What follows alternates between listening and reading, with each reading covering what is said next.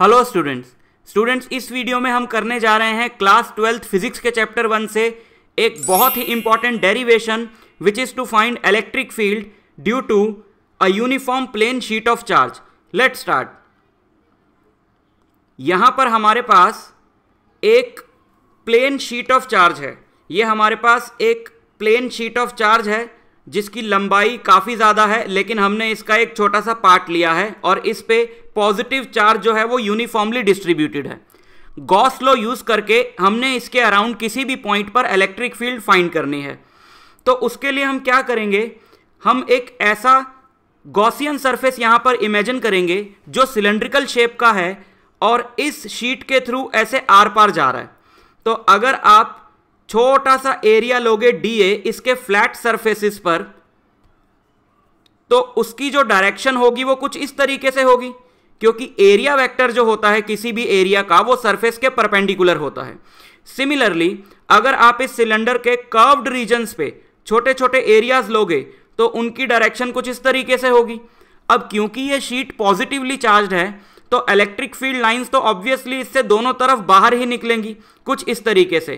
तो हम क्लियरली देख सकते हैं कि कर्व्ड पार्ट के लिए इलेक्ट्रिक फील्ड और एरिया वेक्टर के बीच में एंगल होगा 90 डिग्री इस तरफ भी, और फ्लैट पार्ट के लिए इलेक्ट्रिक फील्ड और एरिया वेक्टर के बीच में एंगल होगा 0 डिग्री इस तरफ भी।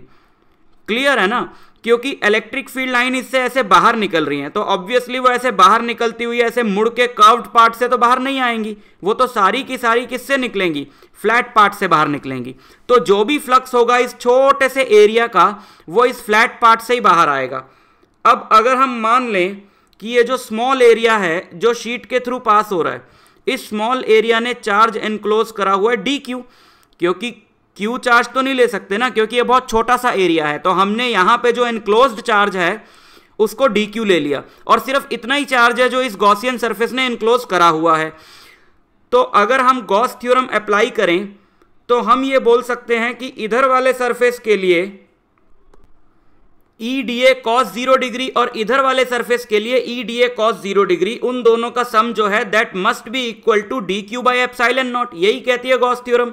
और क्योंकि ये दोनों सेम हैं तो हम इसको लिख सकते हैं 2EDA equal to D Q by epsilon naught, because cos 0 तो 1 होता है। ठीक, अब यहां पर हम एक वेरिएबल इंट्रोड्यूस करते हैं sigma. Sigma is the surface charge density.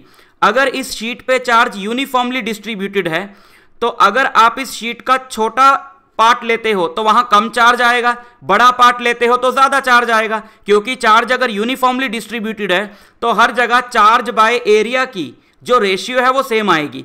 अब इतने पार्ट की अगर बात करूं तो यहां पे चार्ज है डी क्यू और इतने पार्ट का जो एरिया है वो डी ए है, तो जो सिग्मा होगा वो इस पार्ट के लिए लिखा जा सकता है D Q by D A, जहां से हमें डी क्यू की वैल्यू मिल जाएगी सिग्मा इंटू डी ए, और वो वैल्यू हम यहां पे रख दें ऊपर वाले इक्वेशन में।